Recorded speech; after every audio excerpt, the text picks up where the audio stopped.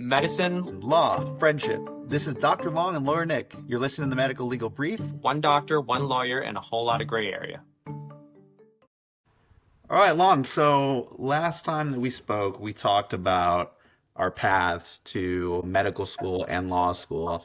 And I think a very important thing that we've talked about is what is a day in the life? Because our day in the lives differ a lot. Drastically, yeah. A lawyer to a doctor, I mean, the hours are different. Who you work with on a daily basis is different.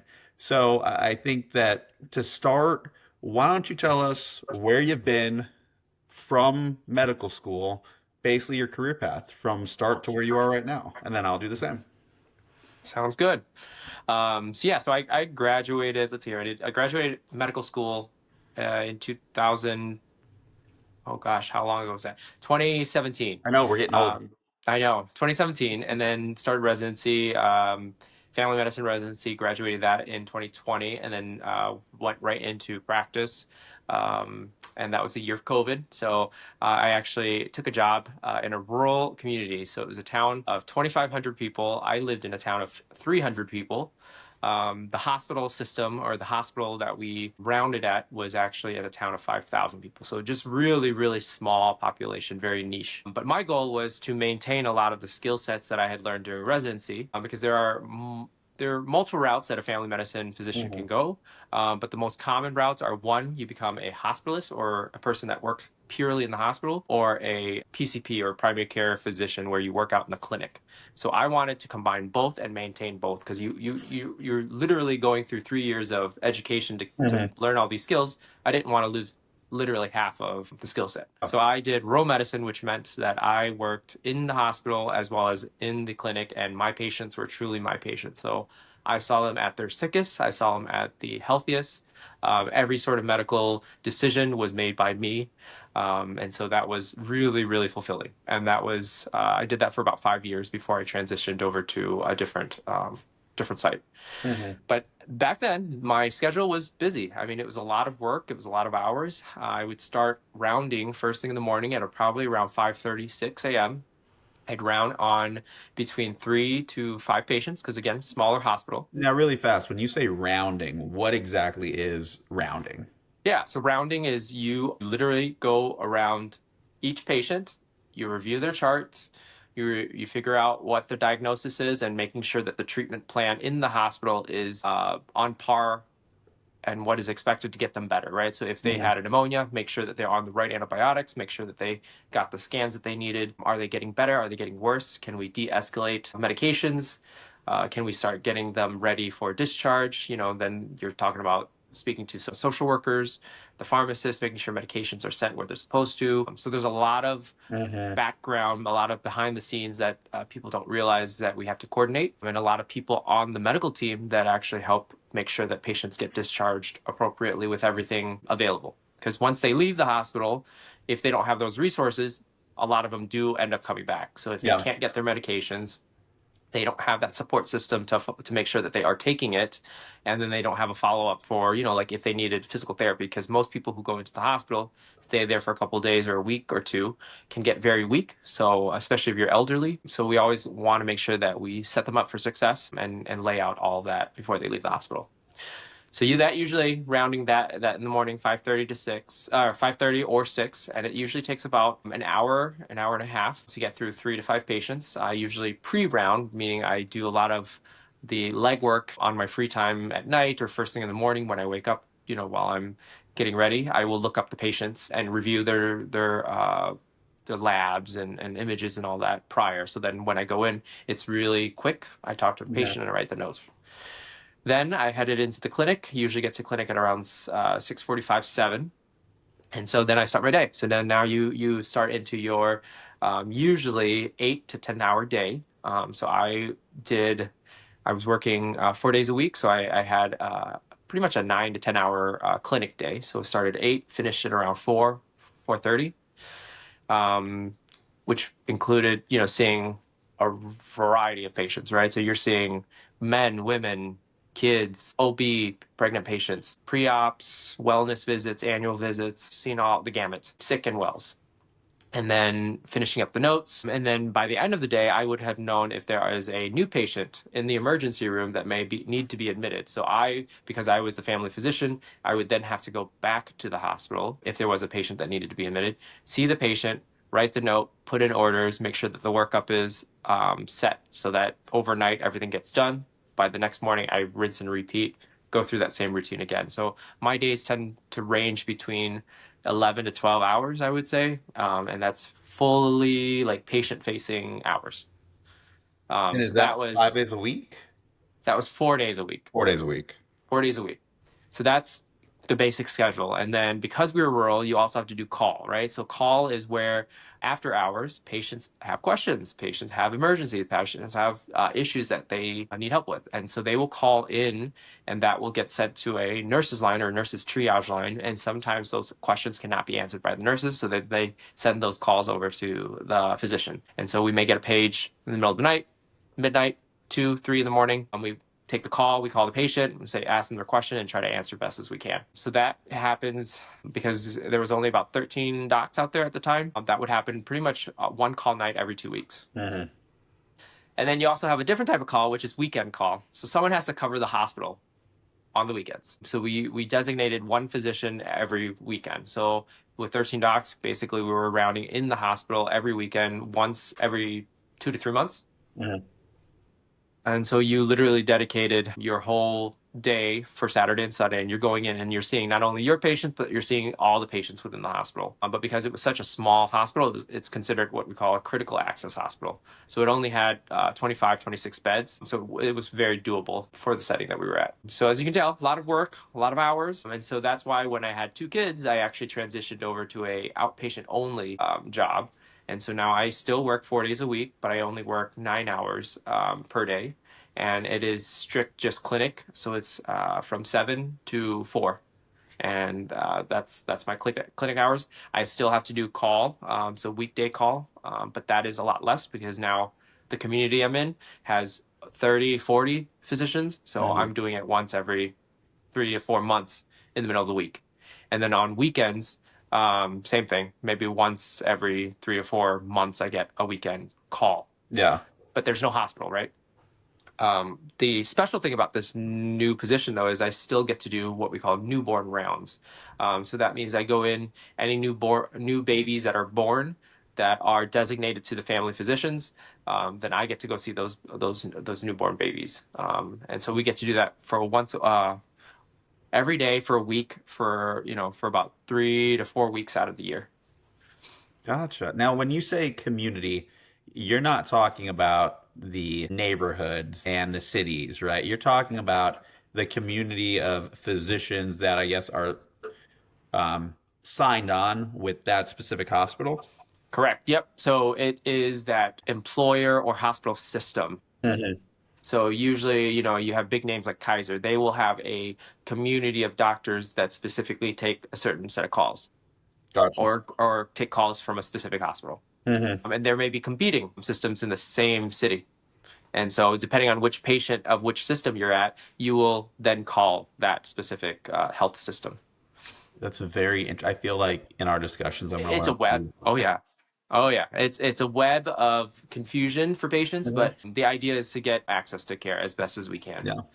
Well, I think I think medical is confusing to some extent as it is because, recently I went to go see a medical professional and they wanted Mhm. more testing. And so then they call someone else. I've always wondered, well, how do they go about calling somebody? And then how do they make sure that my insurance is going to be accepted over there? And I think to your point, you kind of get to that position of, well, this person is in the community. They're referring Mhm. you to somebody that's within the community. So all of those things are very transferable to that other physician as opposed to sending you across to, another city, another community, as you put it, Mhm. with other doctors that may not be known.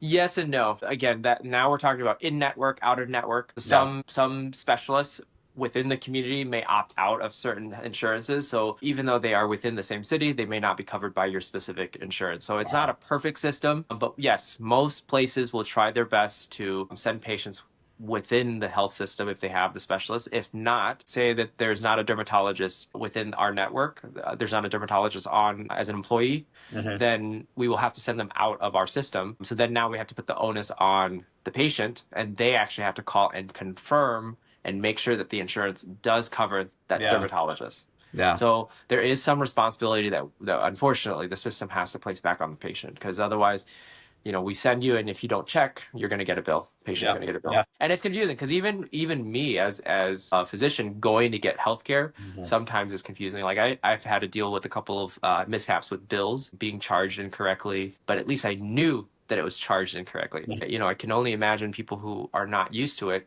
They think it's just a bill and they're just paying it. Yeah.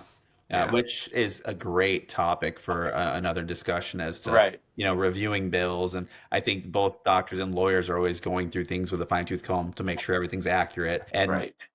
average person who might be overwhelmed by a bill might say, yeah, it's all there. I'll just, pay the bill and not actually double Correct. check. So Correct. Yeah. that's super interesting. Which one did you like more? Your previous situation or the current job, given that, you threw the kids in there in the middle and you had Yeah. to transition?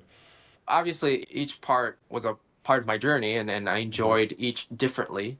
When I didn't have kids, that work life was great. I mean, the medicine that I got to practice, I got to do everything I wanted to do. I saw all ages, everything. I got to do all my own procedures. So I do miss that. And because out in a rural setting, there were not too many specialists. So I was literally the person every patient came to go see. I mean, I've had cases where patients would come in almost on their deathbed and they're like, don't send me to the emergency room, just treat me, fix me here in the clinic. And it's like, I'm sorry, but there's only so much that I can do. Yeah. I mean, I can try to finagle stuff, but you are literally having a heart attack, I have to send you to the emergency room, Yeah. and they're kicking and screaming. That's Whereas now super interesting. I'm in a bigger city, a bigger town, and so there's specialists all over the place. And so Mhm. it's nice to get access for the patients, but then that means as a family physician, I'm losing a lot of those extra things that I got to do. So Yeah. now kids tend to go to see pediatricians. Women tend to go see their OB-GYN Mhm. for their PAPs and birth control rather than coming to me. So you lose some of that, but I still try to cultivate patients and try to let them know, hey, I prefer to do everything in-house. If there's any point in time where I feel uncomfortable or we get to a point where we have not figured something out after several trials, that's when I will refer you out. I'm not a big fan of being what we call a referral mill, meaning I send you out for every little thing. So high blood pressure, go to the cardiologist, nephrologist, or you're having some urinary issues, I'm going to send you to the urologist. Like, I will try to figure out at least a foundation, get Yeah. something started, a workup started, and that actually helps the specialist too, because they're Mhm. obviously most specialists are pretty booked up. So I try to take some of that burden, some of that stress off, and plus I enjoy those things. That's Yeah. again, that's the reason I went into family medicine. So It's very similar, um, having referrals, because in the legal community, there is that same kind of understanding of I might specialize in a certain area of law. mhm. And there are some attorneys that will sit back and say, I'll do it all. So if you want me to do your divorce, I can do your divorce. If you want me to do your speeding ticket, I'll do your speeding ticket. You want me to sue the contractor who worked on your house, I'll do that as well. And, that's great because you have a jack of all trades. However, sometimes you need the specialists. So, for instance, when I was in family law, and we'll talk about my career path here in a second, but we would end up getting tax questions or maybe bankruptcy questions, and we would say, "Hey, you're going to have to go talk to a tax attorney because this is out of our league, out of our specialty, and if you want the sound legal advice that you need, here is who you need to talk to." And then, of course, we'd have our referrals of who we trusted in the community that we would always work with, who we knew would take care of our client, because that's always the most important. I think that's a good intersection between our two careers is you're always trying to take care of the client, trying to take care of the Absolutely. patient. You're always trying to make sure that you're doing right by them. So yeah, I find that, that is very similar as to kind of referring other issues out when you can acknowledge the fact that it's something maybe out of your scope. Yeah. And I don't want to get off topic, but what you said, I'm kind of curious. Like, so for the jack of all trades in law, is that looked up upon, looked down upon? Like, do what is the sense behind someone that practices everything, knows a little bit of Mhm. everything versus someone that is very specialized? Like, if you were to recommend me, go see a specific type of lawyer, would you send me to the jack of all trades who can do everything, or would you send me to a specific specialist? It's a very good question. Yeah. I don't think there is a looking down upon or looking up to in those situations. I think that one thing that plays a role in law that may not play as strong of a role in medical practice because of insurance is money. So, for instance, if I want the special family law attorney that Hmm. is at the top of their class, they are a specialist, they have additional certifications, they know that area specifically, they might cost a lot more money, but that's who I might refer you to. I might say, hey, if you want things done right, you go to this person because that is their specialty.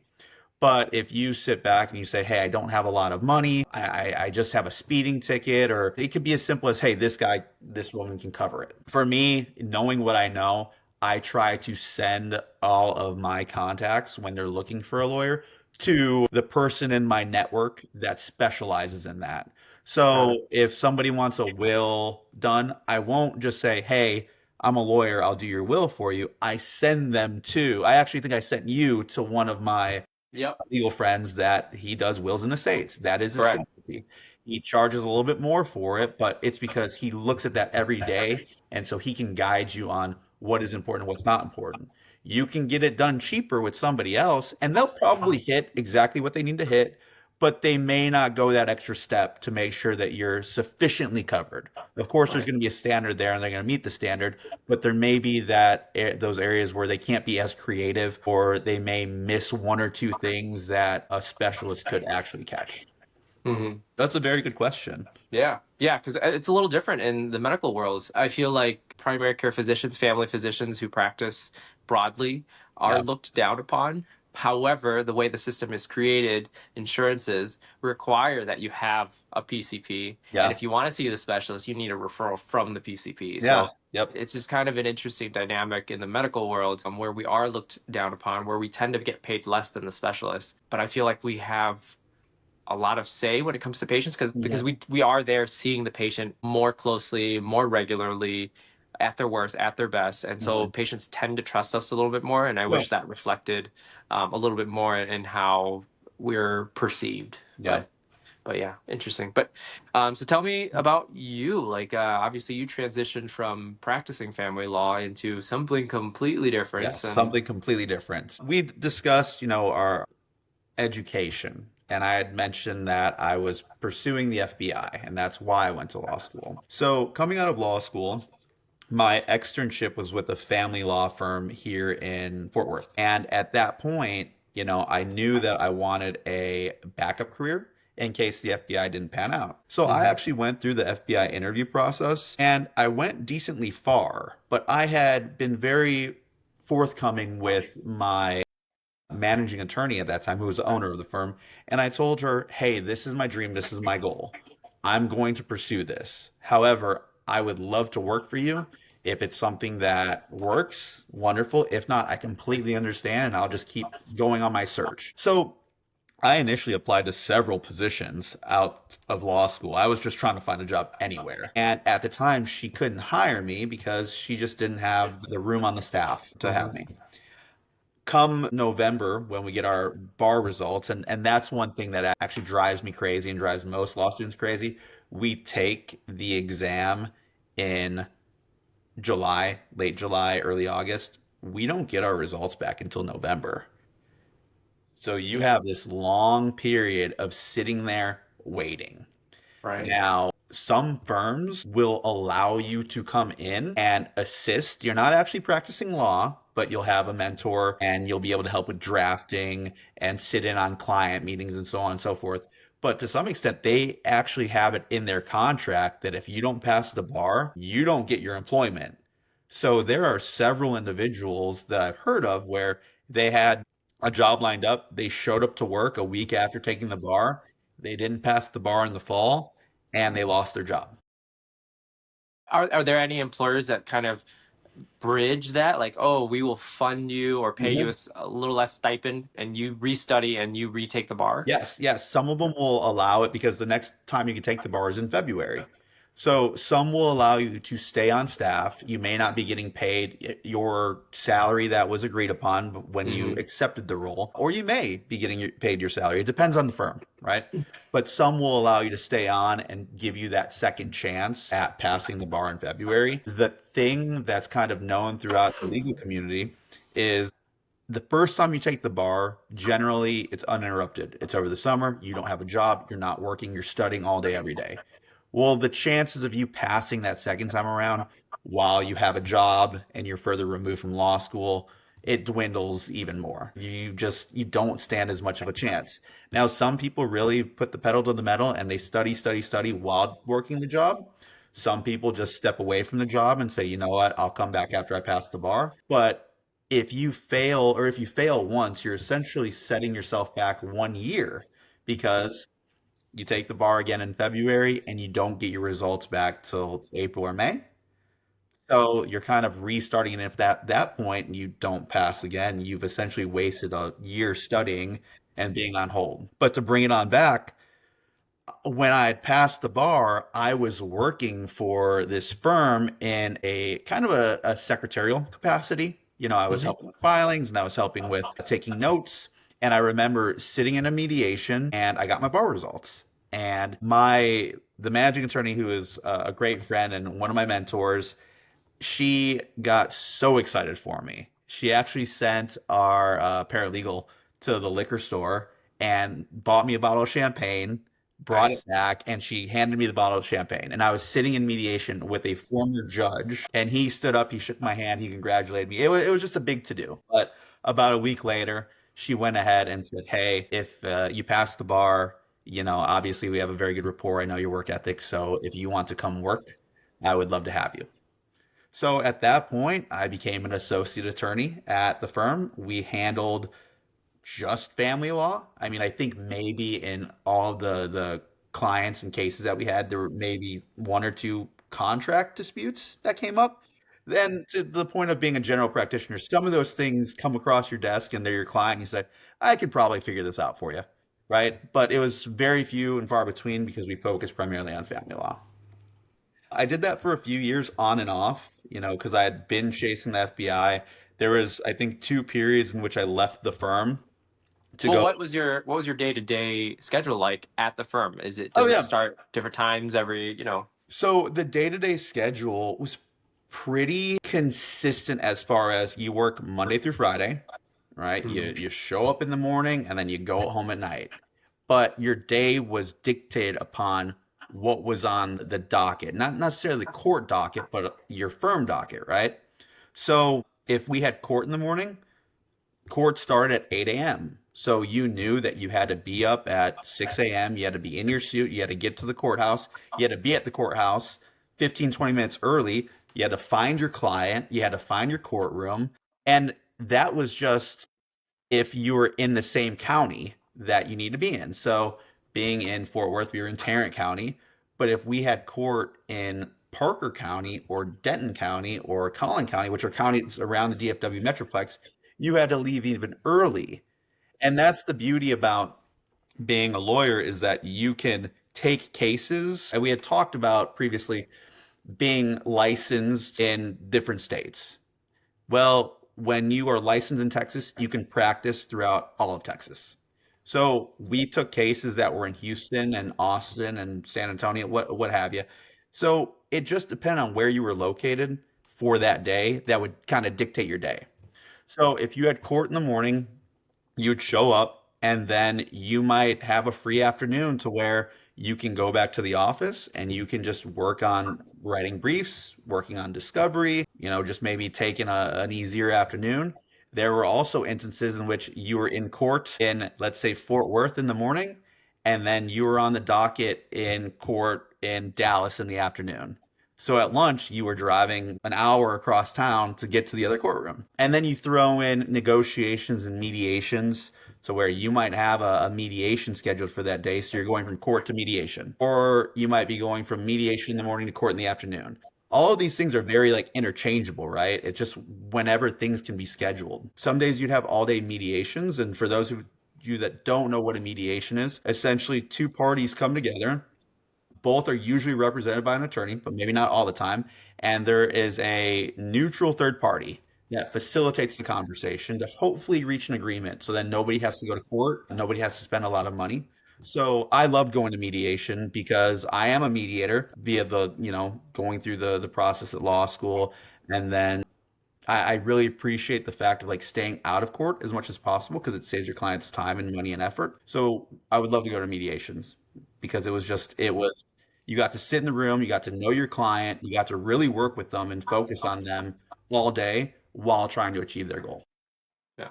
That's kind of funny though, because that's kind of how you were back in college, like mediator in between like all the different friend groups. And if there were ever any like spats, like you were always the one to try to figure it out and, end it amicably and Yeah, make everyone happy. So that's kind of get funny everyone that on the same that's kind of page. where you Yeah, ended I up. really enjoyed that. And then the other thing that I think kind of relates to the medical is we would have client consultations. So we would either have clients come in for the very first time and essentially they are shopping for a lawyer. They're trying to figure out who they want to represent them. And in the same breath, we are trying to figure out if we want to represent this client. So at our firm, which was very, very rare, we would set aside about 3 hours for a client consultation.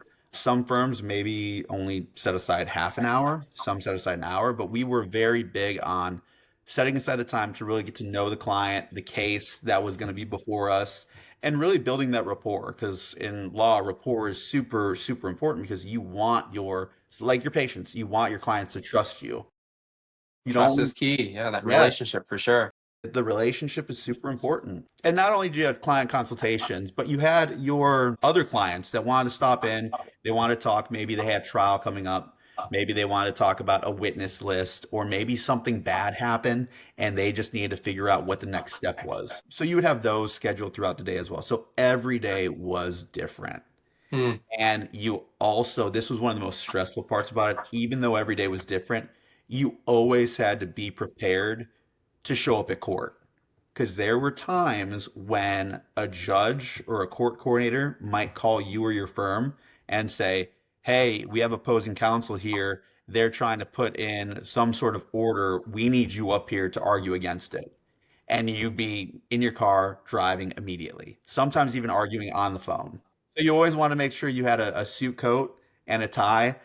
There's a funny story about a judge in Fort Worth that he actually, and one of my friends told me about this. He has a Garfield tie and an oversized suit jacket. So if people forget to bring their tie or their suit coat, he makes them put the Garfield tie and the suit coat on and let it be in his courtroom.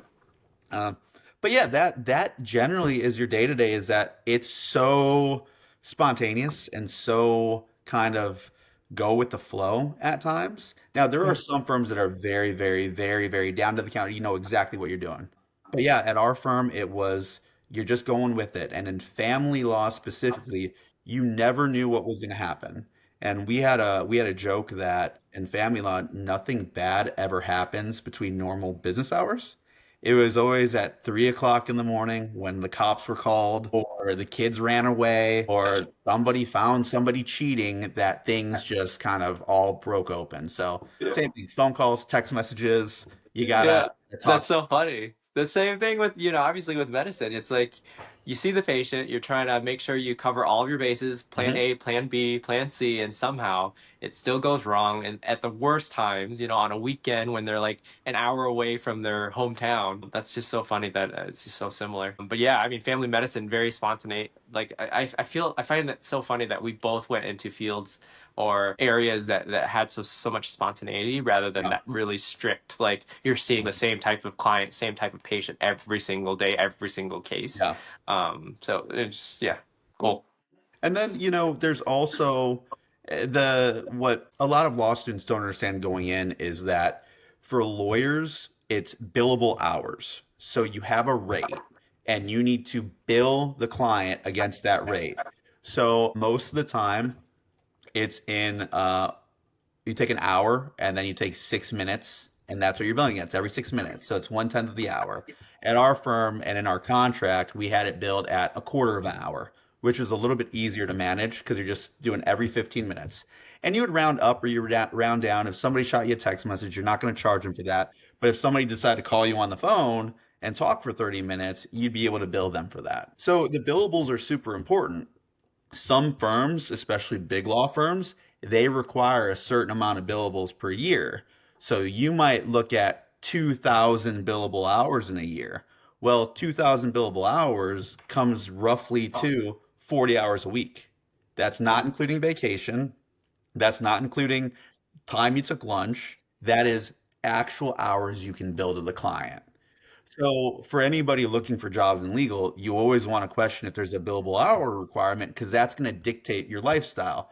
Are you going to have the weekends to yourself, or are you going to have to actually show up in the office and do additional work to meet your billables or get bonus money for billables? So it's very unique in that sense. A lot of lawyers don't have to really, they still have to do billables, but for me, I was on salary, but I still tried to build. But my mentor is very good on, hey, we're here to learn. So I'm not necessarily trying to have you bill against every single client. I want to make sure you're learning how to be a lawyer and a competent lawyer at that. I think that's another good podcast to have is just kind of breaking down, literally going behind the scenes and just breaking down the difference in pay structures in Yeah. medicine and law. Because it's just crazy. It's very unique. Because what you're Mhm. saying very sounds similar to what the medical field does too, but not exactly the same. Yeah. We could have a whole conversation on that. Oh, of So what do course. you do now though? Like now you're not doing law. Yeah. Yeah. So the other thing that I think a lot of law students miss out on is the fact that you can go and you can get your Juris Doctor, your JD, which is your law degree. You can pass the bar, you can become an attorney. You don't have to be an attorney in the sense of practicing. So once I found out that the FBI fell through and I knew I wasn't going to pursue that passion anymore, I ended up in aerospace and defense. And I realized really fast because when I would talk to other peers and they say, well, what industry are you in? And I'd say, oh, I'm in defense. They thought I was in criminal defense. And so I had to remind them, no, I'm in aerospace and defense. So I had a contact reach out to me, and she had mentioned that there was a role at an aerospace company in which you just negotiate and evaluate government contracts. And I actually love negotiations. So when I was in law school, I was a negotiation champion in one of the intramurals. I also did a bunch of competitions. And even to this day, I am an adjunct professor and I coach law students in negotiations. So negotiations was right up my alley. I ended up taking the job and I worked in that career for about 7 years. And then just recently, just a few months ago, I decided to resign from that position and I decided to pursue real estate investing. So, with my wife, we started a real estate investment company. She also has another company in which she sells vintage clothing. So, these are our two projects right now where we're trying to build up both businesses. We hope to get a brick and mortar store for her and essentially get a portfolio for technically me and her, but for me. And You have a again, third project too that you're working on. yes, yes. And that project is that my wife is pregnant. Yeah. So we have expecting a little girl come at the end of the year, which is Yeah. super exciting. So it's one of those things where the world is changing, our world is changing. Mhm. But yeah, I think that all of these career paths I've taken, technically three career paths, I've used the knowledge from law school and my JD and my position as an attorney to segue into the both of those careers. And I think it's super, super exciting. So my day to day has changed to where I'm my own boss. I run around and make phone calls all day. I'm networking, I'm making contacts, looking at houses, and yeah, it's very different than my last two careers, but I lend it to the fact that I learned the discipline and work ethic and all that from law school and being an attorney for those 3 or 4 years that I did it. Cool. Cool. Yeah. Yeah, and I want to put another plug because I'm always trying to recruit more family medicine physicians. But like with family medicine, you can pivot in so many different career paths, right? So I told you the two main ones are working in a clinic working in the hospital, but you can also work in wound care, you can work in urgent care, you can work in a rural emergency department. So there's just so many, because we have to accumulate so many different skills in family medicine, and we take care of the broad spectrum of patients, that it's such a good path that people can go to. And it changes with you as you get older. I may want to work less hours. I may want to work a specific schedule, and certain other areas not in a clinic may fare better. But yeah, I mean, I think ours, as we can tell, our lives changed over the years. Yes. Priorities change, but also the day-to-day schedule changes. But at the end of the day, I feel like what we both have in common is just like the spontaneity of needing, if we need to pivot, we pivot. And it's not something that we are putting too much pressure, I guess. No. I mean, like if you need to change it for your life, for your family, you do it, And the And nice thing about both of our careers is that it gives you the opportunity to do so. yeah. And you know what's wild is that that has played off in my personal life as well, where I am much more go with the flow. I'm not really as regimented. I respond and I adjust to change really well.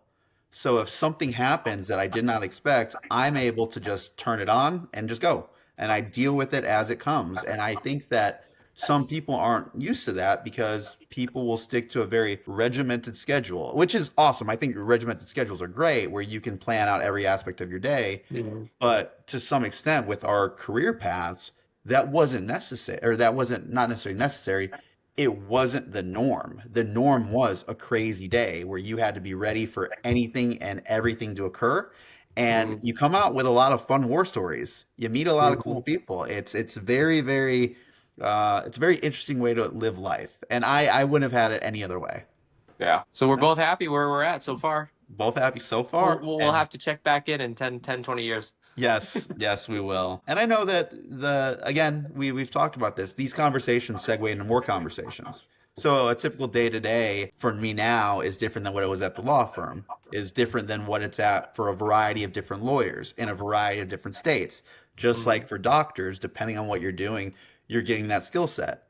But I, for one, will say that when I'm looking at a general practitioner, I kind of want that person to be a jack of all trades, because if I can avoid going to the specialist and not have to do the extra insurance and the referral, I'm coming to you for everything. I don't want to Yeah. have to come to 7 different people to figure out what's wrong with me. Right. So you have my vote. You PC. Well, good. Great conversation. And Yep. I think we also came up with a lot of new topics, and hopefully whoever's watching can give us some more ideas on what they want to hear from us and talk about. So, Always. yeah. Yeah. All right. Well, Great. it's been a pleasure. See ya. Yes, we're doctors. Yes, we're lawyers. No, this podcast is not medical or legal advice. Do not take anything we say as a reason to perform your own heart surgery, represent yourself in court, or diagnose your neighbor's rash. This is for entertainment only. Think of it like hanging out with your smartest, wittiest friends, not a substitute for an actual appointment. If you act on anything we say without talking to your own professional, that's on you. Seriously, don't do that.